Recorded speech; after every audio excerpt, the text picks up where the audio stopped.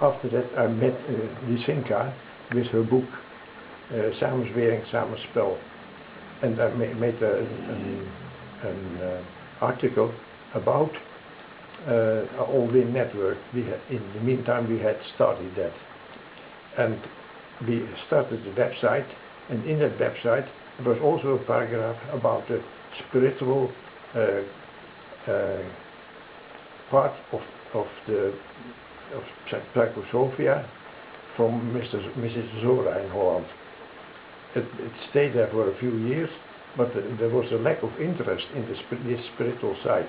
And some people said, no, that has not to be in that magazine. And I left it out. And now it is still out. But from now I hear from Lisinka that there is there's much more interest in the spiritual direction in the United Nations.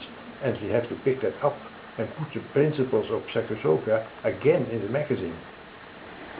And then you met Lisinka and you started to work together. What were the principles that you started to work together on? We call that the all-win principle. And the all-win principle says we live in an interdependent universe, and therefore all human beings depend on the well-being of all other human beings. So it's in the interest of everyone that each human being can really develop fully without harming the others or without harming nature.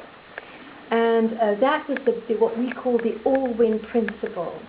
And Pim picked that up and said, okay, we have to put this all-win principle into the world.